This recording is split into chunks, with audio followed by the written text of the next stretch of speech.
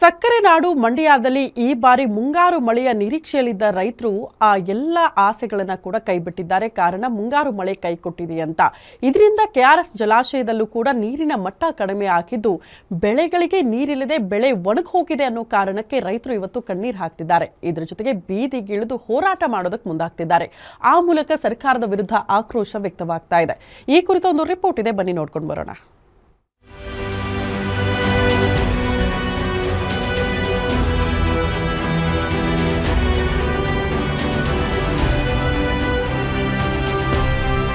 ಸಕ್ಕರೆ ನಾಡು ಮಂಡ್ಯದಲ್ಲಿ ಈ ಬಾರಿ ವರುಣನ ಕೃಪೆ ಸಿಗದೆ ರೈತ ಸಮುದಾಯ ಸಂಕಷ್ಟಕ್ಕೆ ಸಿಲುಕಿದೆ.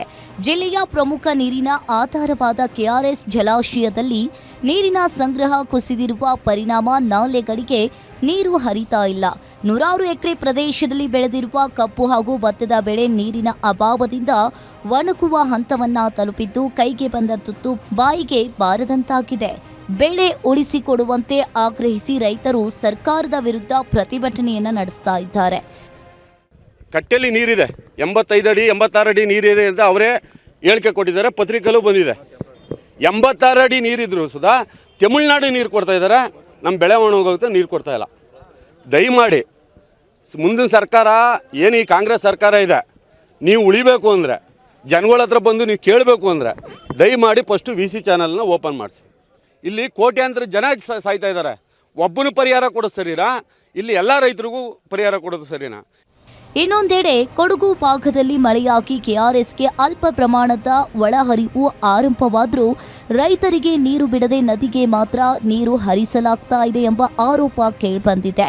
ಇದನ್ನ ಖಂಡಿಸಿ ಶ್ರೀರಂಗಪಟ್ಟಣದಲ್ಲಿ ರೈತರು ನದಿಗಿಳಿದು ಪ್ರತಿಭಟನೆಯನ್ನ ನಡೆಸಿದ್ರು. ಇದೇ ವೇಳೆ ಒಣಗ್ತಾ ಇರುವ ಕಬ್ಬಿನ ತೋಟಗಳಿಗೆ ಭೇಟಿ ನೀಡಿದ ಮಾಜಿ ಶಾಸಕ ರವೀಂದ್ರ ಶ್ರೀಕಂಠಯ್ಯ ರೈತರ ಪರಿಸ್ಥಿತಿಗೆ ಸರ್ಕಾರವೇ ಹೊಣೆ ಅಂತ ವಾಗ್ದಾಳಿಯನ್ನ ನಡೆಸಿದ್ರು. ತಮಿಳ್ನಾಡು ನೀರು ಹೋದ್ರೂ ಪರವಾಗಿಲ್ಲ, ಕರ್ನಾಟಕಕ್ಕೆ ರೈತರಿಗೆ ನೀರು ಕೊಡದೇ ಇದ್ರುವೆ ರೈತರು ತನ್ನಿಂತಾನೆ ನಾನ್ ಕಾಂಗ್ರೆಸ್ ನನ್ ದಳ ಬಿಜೆಪಿ ಅನ್ಕೊಂಡು ಮೌನವಾಗಿರ್ತಾರೆ, ಕಿತ್ತಾಡ್ಕೊಂಡು ಚಳುವಳಿ ಮಾಡ್ಲಿ ಅನ್ನೋ ದುರಾಂಕಾರ ಇವತ್ತಿನ ರಾಜ್ಯ ಸರ್ಕಾರಕ್ಕಿದೆ. ಈ ದುರಾಂಕಾರ ಖಂಡಿತ ಒಳ್ಳೇದಲ್ಲ. ಮಂಡ್ಯ ರೈತರು ಇದಾರಲ್ಲ, ನಾನ್ ಬಿಜೆಪಿ ಕಾಂಗ್ರೆಸ್ ದಳ ಅಂತ ಹೇಳೋರು ಯಾವಾಗ ಎರಡನೇದು ನಮ್ಮ ಬದುಕನ್ನ ನಮ್ಮ ಬುಡಕ್ಕೇನಾದ್ರು ನೀವು ಬೆಂಕಿ ಹಾಕಿದ್ರೆ ನಮ್ಗೆ ನೀರ್ ಕೊಡ್ಲಿಲ್ಲ ಅಂತ ಹೇಳಿದ್ರೆ ಅವೆಲ್ಲವನ್ನ ಬಿಟ್ಟು ಮಂಡ್ಯ ಹಿತರಕ್ಷಣೆಗೆ ನಾವು ಹೊರಗಡೆ ಬಂತು ಅಂದ್ರೆ ಯಾವ ಸರ್ಕಾರನೂ ಅಡ್ಡಾಡಂಗಿಲ್ಲ. ಈಗ ನೀರು ಬಿಡೋದ್ರಿಂದ ಈ ರೈತ ಉಳಿದು ಬಿಡ್ತಾನೆ ಅನ್ನೋ ದಾಟಿ ಅಲ್ಲ, ಅಟ್ಲೀಸ್ಟ್ ಅವ್ರ ಸಾಲ ಕಟ್ಕೊಳಕ್ ದಾರಿ ಆಗತ್ತೆ. ನೀವೇನ್ರಿ ಅವ್ರ ಸಾಲ ಮನ್ನಾ ಮಾಡೋದು? ಅವರೇನೇ ತಾಕತ್ತಿದ್ದು ದುಡಿತಾ ಇದ್ದಾರೆ, ಅವ್ರಿಗೆ ಏನು ಒದಗಿಸ್ಬೇಕು ಸೌಲಭ್ಯಗಳನ್ನ ಅವ್ರು ಅದನ್ನ ಕೊಡಿ. ನೀವು ಬೇಡವಾದ್ದೆಲ್ಲ ಮಾಡಿಕೊಂಡು ಕೃಷಿ ವಿದ್ಯಾಲಯ ಅದು ಇದು ಬೇಡವಾದು ಇನ್ನೊಂದು ಮತ್ತೊಂದೆಲ್ಲ ಮಾಡ್ಕೊಂಡು ನಿಂತಿದ್ದೀವಿ ಅಂತ ಹೇಳ್ತಿರಲ್ಲ, ನಿಮಗೆ ಸಂಕೋಚ ಆಗಲ್ವಾ? ಎಷ್ಟು ಹಳ್ಳಿಗಳು ಎಷ್ಟು ಕ್ಷೇತ್ರಗಳಿಗೆ ಬಂದು ನೀವು ಜಮೀನುಗಳು ಪರಿಶೀಲನೆ ಮಾಡಿದಿರಿ ಕೃಷಿ ಮಂತ್ರಿಗಳೇ? ಮುಂಗಾರು ವೈಫಲ್ಯ, ಜಲಾಶಯದಲ್ಲಿ ನೀರಿನ ಕೊರತೆ ಮತ್ತು ನಾಲೆಗಳಿಗೆ ನೀರು ಹರಿಯದ ಪರಿಸ್ಥಿತಿ ಮಂಡ್ಯ ಜಿಲ್ಲೆಯ ಕೃಷಿ ಚಟುವಟಿಕೆಗೆ ದೊಡ್ಡ ಹೊಡೆತ ನೀಡಿದೆ. ತಕ್ಷಣವೇ ಬೆಳೆ ರಕ್ಷಣೆಗೆ ನೀರು ಒದಗಿಸದಿದ್ರೆ ರೈತರ ಆಕ್ರೋಶ ಮತ್ತಷ್ಟು ಉಲ್ಬಣಗೊಳ್ಳುವ ಎಚ್ಚರಿಕೆ ಕೇಳಿಬಂದಿದೆ.